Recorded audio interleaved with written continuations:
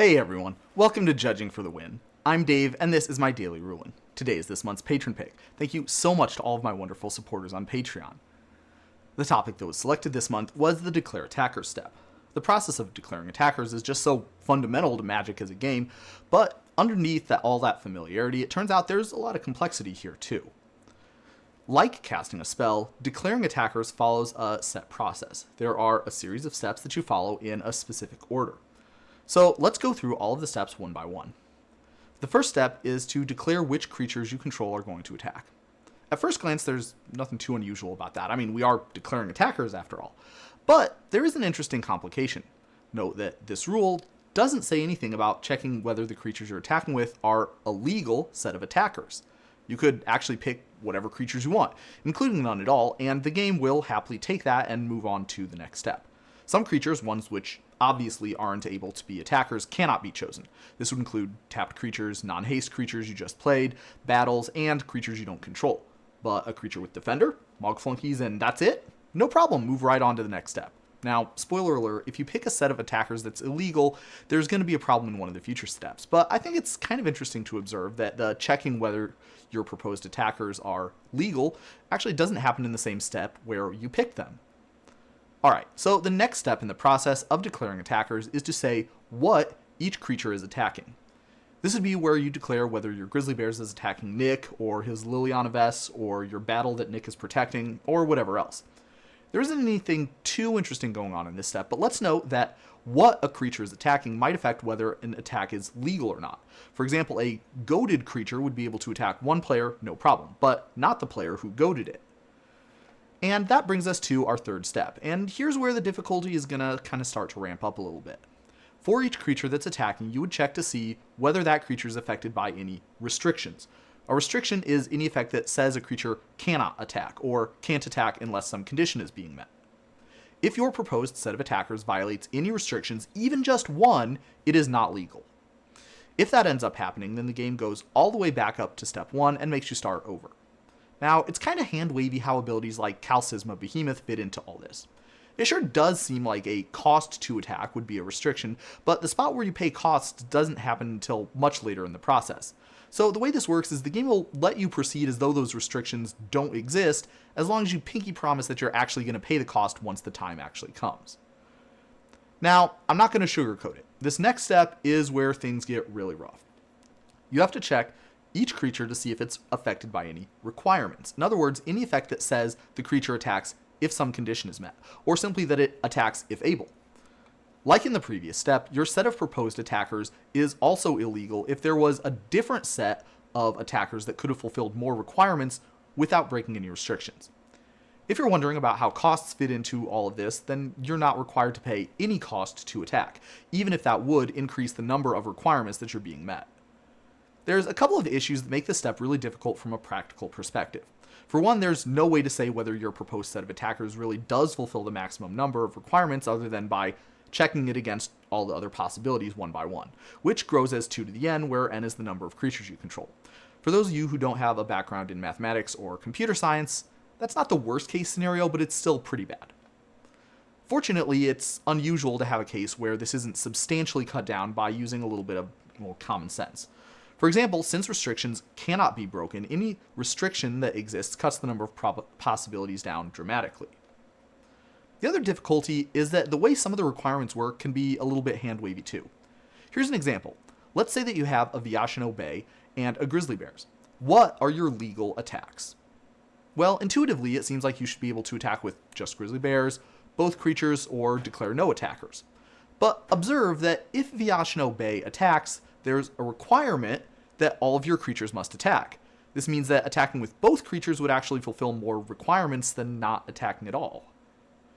My first impulse to resolve this issue was to say that Vyashino Bay's ability always creates a requirement, but that requirement is automatically satisfied if it does not attack. But this doesn't combine intuitively with restrictions like Silent Arbiters, for example. A rigorous solution to these problems is by no means trivial.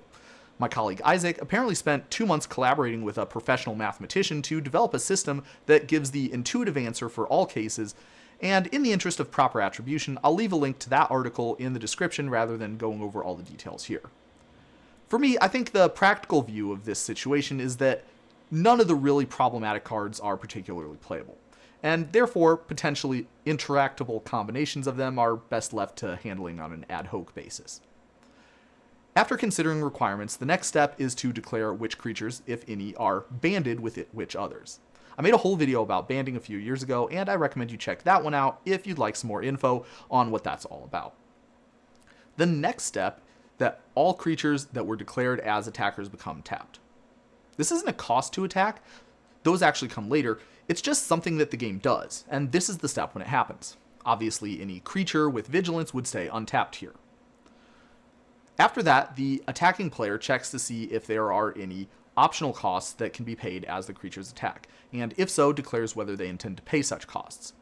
Some creatures have triggered abilities that trigger when they attack, and let you pay a cost as that ability resolves. This is not the same thing. Abilities like Arrogant Poet and Alicia here are paid sometime later, after the whole process of declaring attackers has been completed. This step is specifically for costs that are paid as the creature attacks. To my knowledge, this only really applies to stuff with the exert mechanic, although I'm sure if I forgot something, I'll hear about it in the comments section. If any of the costs to attack, either optional ones like in that previous step, or mandatory ones like with Propaganda, require mana, the next step is to activate mana abilities. After this, the attacking player pays the total cost to attack. If this is not possible, for example, if the cost is higher than the attacking player is able to pay, then the set of attacking creatures was illegal and the entire process starts over. After the cost to declare attackers is paid, each of the creatures that are still controlled by the attacking player becomes an attacking creature. It will stay being an attacking creature until the end of combat, although under some circumstances a creature can be removed from combat otherwise. Finally, any abilities that trigger on attackers being declared trigger. This is the spot for abilities like Arrogant Poet and Alicia. And that's the whole process of declaring attackers. Let's take a look at some example questions to really flesh out how everything works. First off, let's say that Nick controls Icy Manipulator and Propaganda. Can Nick use Icy Manipulator to tap one of Amy's creatures after she pays the 2 mana for Propaganda, but before it attacks? And with what we talked about today, there's actually multiple reasons why this would not work. For one, the whole process we talked about had absolutely 0 spots where any player has priority to cast spells or activate abilities like Icy Manipulators. Second, the sequencing is all wrong. Paying 2 to attack through Propaganda happens after Amy chooses a set of attackers, and even after all of those creatures are tapped. So there's no way this would work. Next up, one of my favorites, straight out of the Judge Vault. Amy controls 2 Mog Flunkies. Can she attack with both of them, but no other creatures? And this is pretty straightforward. This trick would not work if attackers were declared one at a time, but that's not how the game does it. Amy first proposes a set of attackers, in this case, both Mog Flunkies. Then the game checks to see if any restrictions are being disobeyed. Neither creature in the proposed set of attackers is attacking alone, meaning that each of the applicable restrictions is satisfied. This means the attack is legal. How about this? Amy controls a Bloodrock Cyclops, and Nick controls a Propaganda. Amy has 2 lands untapped. Does she need to attack with Bloodrock Cyclops? And here the answer is no. This will result in less requirements being satisfied than if Amy did pay the 2 mana and attack, but paying a cost to attack is not mandatory, even if that would increase the total number of requirements being obeyed. Note that the answer changes if Nick was also to control a Planeswalker. Since Propaganda predates the existence of that card type, it makes no effort to tax creatures that are attacking them. Therefore, Amy could declare an attack against Nick's Planeswalker, and that would be free. Since she does not have to pay any cost to make this attack, she would in fact have to attack with the Bloodrock Cyclops here. Paying 2 mana to attack Nick would also be legal if Amy wanted to do that instead, since no restrictions are being broken and the same number of requirements are being fulfilled. Okay, let's say that Amy has attacked with a Bloodrock Cyclops, and then she plays this Relentless Assault. Must Bloodrock Cyclops attack during the second combat phase? And for the answer to this one, well, okay, I pulled a little bit of a dirty trick. If you take a look at Bloodrock Cyclops' current text, you can see it's been errated to make the answer to this question much more clear. Without this errata, it would seem like Bloodrock Cyclops would only have to attack once. Any future combat steps, the requirement would have already been satisfied. It did attack this turn. I don't think this is possible to happen though, because every card that attacks each turn if able seems to have been errated to attack each combat. But have a look at this Alluring Siren. It makes target creature attack you this turn if able. What if you use that and then the creature's controller played a Relentless Assault after attacking? Well, in contradiction to the reasoning I just presented, this rule here says that the creature would actually have to attack during each declare attacker step on that turn. It seems like all the requirements that apply all the time are worded so that it attacks each combat if able, whereas the ones that apply only during a specific turn are worded attacks this turn if able.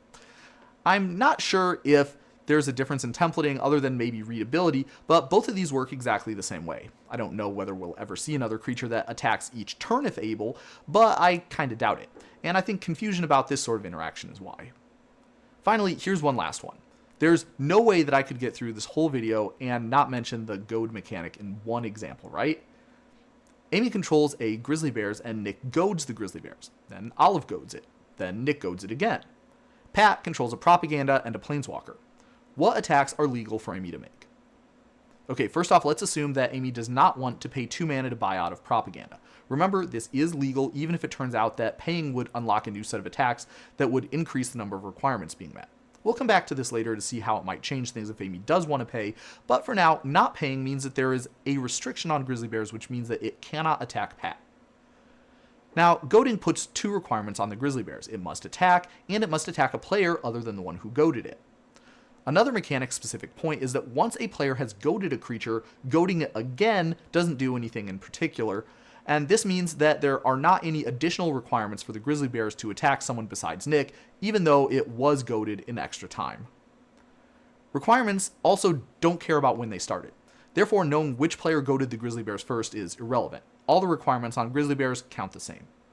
So now let's count up those requirements. Grizzly bears was goaded by Nick and also by Olive. Each goad puts 1 requirement on the grizzly bears that it must attack, and a second requirement that it must attack 1 out of a specific set of players. Not attacking would satisfy no requirements. If grizzly bears attacks Pat's planeswalker, that would fulfill 2 requirements, the ones from each goad that say it must attack. If grizzly bears attacks Nick, that would fulfill 3 requirements, since it's also attacking a player who is not Olive. Likewise, if grizzly bears attacks Olive, that would also be 3 requirements, since it's attacking a player who's not Nick. There is tautologically no way for the grizzly bears to fulfill all 4 requirements. Therefore, Amy must attack either Nick or Olive. Now, if Amy pays 2 mana for the grizzly bears to be able to attack through propaganda, then there will be no restriction preventing it from attacking Pat. Doing so would fulfill all 4 requirements, since the grizzly bears would be attacking a player other than Nick, would be attacking, and would be attacking a player other than Olive. Therefore, if Amy pays 2, that would be the only legal attack for her. And that's all I have for you today. Thank you again to all of my lovely supporters on Patreon. Join me again next time for another daily ruling, and until then, I hope you have a great day.